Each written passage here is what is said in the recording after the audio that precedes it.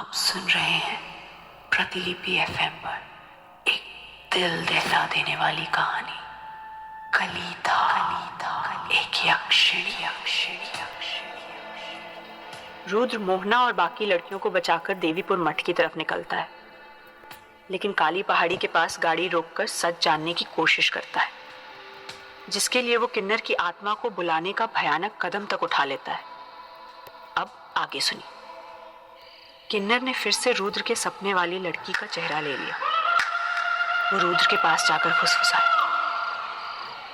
आज तो तू नहीं बचेगा राजा। यहाँ तेज चीखों के कारण सबने अपने कान बंद कर लिए। सिद्धार्थ ने यह कहते हुए कि रुद्र ने बहुत बड़ी गलती की है, सभी को जल्दी से गाड़ी में बिठाया। गाड़ी में आते ही सिद्धार्थ जोर जोर से मंत्रोच्चारण करने लगा। किन्नर की आत्मा रुद्र पर हमला करने ही वाली थी कि सिद्धार्थ के मंत्रों से उस आत्मा के हाथ रुक गए। आसपास की हवा तेज होकर आंधी में बदलने लगी। किन्नर की आत्मा मंत्रों के कारण चीख पड़ी और तभी सिद्धार्थ ने रुद्र को चिल्लाकर कहा, रुद्र, गाड़ी में आओ। सिद्धार्थ के मंत्रों ने किन्नर का ध्यान भटकाया और रुद्र तुरंत गाड़ी की तरफ भागा। तभी किन्नर ने रुद्र का पैर खींच उसे जमीन पर पटक दिया। सिद्धार्थ मंत्र उच्चारण कर किन्नर को रोकने की पूरी कोशिश कर रहा था, लेकिन उसके मंत्र भी अब बेअसर हो रहे थे। किन्नर ने फिर रुद्र पर हमला किया, लेकिन रुद्र ने उसे पीछे धकेला और भागकर गाड़ी की ओर आया। लेकिन गाड़ी में बैठने के बजाय उसने मंत्र साधना की किताब निकाली और जल्दबाजी में कुछ पन्ने पलटे। इससे पहले कि सिद्धार्थ कुछ समझ पाए, रुद्र फिर किन्नर का मुकाबला करने निकल गया। सिद्धार्थ देखता ही रह गया और रुद्र ने किताब से मंत्र पढ़कर अपने बदन से ऊर्जा तरंगे पैदा की, जिससे किन्नर की शक्तियां कमजोर पड़ने लगी। तेज आंधी और उस किन्नर की भयानक आत्मा के बीच रुद्र एक चट्टान की तरह खड़ा था। किन्नर की आवाज गड़गड़ाई, तेरी इतनी हिम्मत कि तूने मुझे यहाँ बुला लिया। ये सुनकर सिद्धार्थ चौंक गया। किन्नर की आत्मा को बुलाने का आखिर क्या मकसद हो सकता है? रुद्र को अपनी जान की बाजी लगाने का क्या शौक पड़ गया?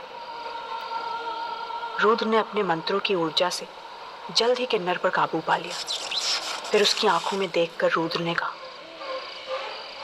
मुझे तेरी मदद चाहिए। किन्नर जवाब में हंस पड़ा।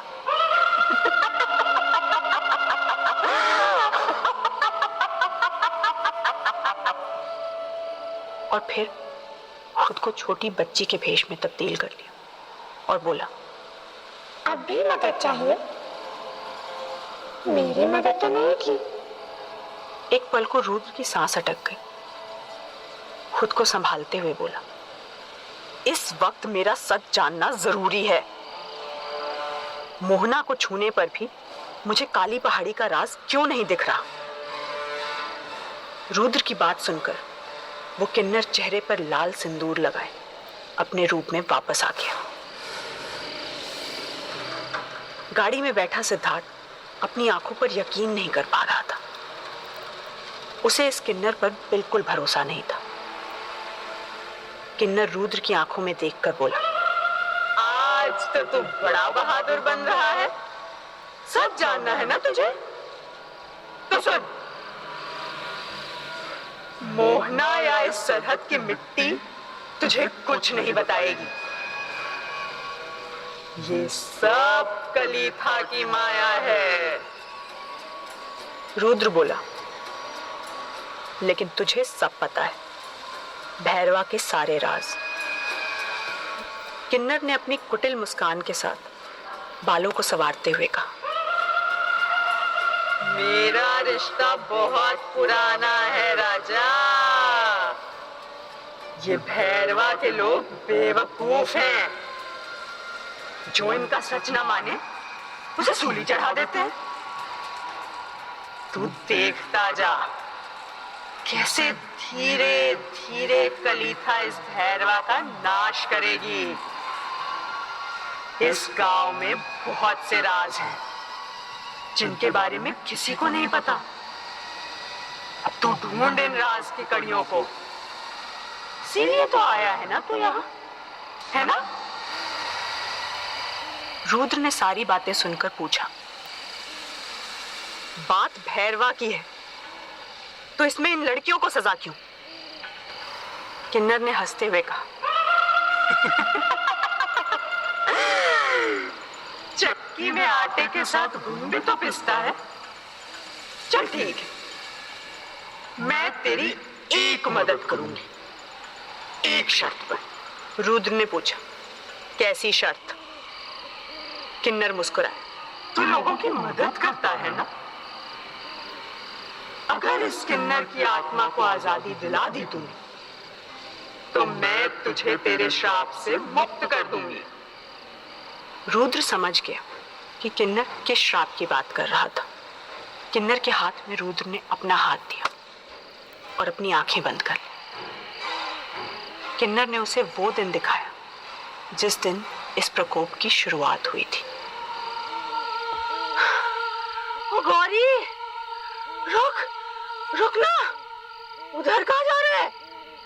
एक 13 साल का बच्चा भागते हुए काली पहाड़ी की तरफ जा रहा था। उसके पीछे पीछे उसके दोस्त उसे आवाज लगाते भाग रहे थे। वो काली पहाड़ी के पास गया और उसके लोहे के दरवाजे पर लगे त्रिशूल को देखकर मुस्कुराया। एक बच्चा पीछे से उसे रोकते हुए बोला, यहाँ आना मना है गौरी, चल यहाँ से। ये त्रिशूल छुआ तो बाबा बहुत डांटेंगे। अरे कुछ नहीं होगा, ये बड़े लोग कुछ भी बोलते हैं। ये कहते हुए गौरी शंकर ने उस त्रिशूल को जमीन से उखाड़ दिया। त्रिशूल के हटते ही अचानक से काले बादल काली पहाड़ी के ऊपर मंडराने लगे और कहीं से जोर जोर से हंसने की आवाज गूंजी। बाकी के बच्चों ने डरते हुए गौरी शंकर का हाथ पकड़ा और चिल्लाए, भाग गौरी भाग। पर उन बच्चों के भागने से वो हंसी और जोर से गड़गड़ाने लगी। इतने में एक झटके के साथ रुद्र की आंखें खुल गई और उसने किन्नर का हाथ छोड़ दिया। किन्नर मुस्कुराया और बोला, इन लड़कियों की गलती नहीं है राजा, इनको तो बस लड़कियां होने की सजा मिल रही है। रुद्र ने ये बात सुनकर किन्नर से पूछा, तो क्या कलीथा अब लौट आई है और बच्चे कहाँ हैं? किन्नर हंसते हुए बोला, इन सवालों के जवाब तुझे खुद ढूंढने होंगे। रुद्र गाड़ी की तरफ लौट आया। किन्नर बिना हिले उसे देखता रहा। गाड़ी में बैठते रुद्र जल्दी से सबको लेकर देवीपुर मठ की ओर निकल गया। किन्नर ने दूर से उसे जाते देख मुस्कुराकर बोला, असलियत से तू बिल्कुल अनजान है साधक। ना तो इन लड़कियों को तू बचा सकता है और ना ही तुझे कोई बचा सकता है।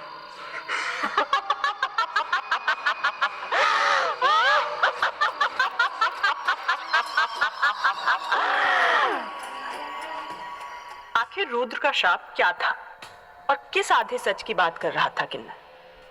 आगे की कहानी जानने के लिए सुनिए प्रतिलिपि FM पर कलीता रिएक्शन।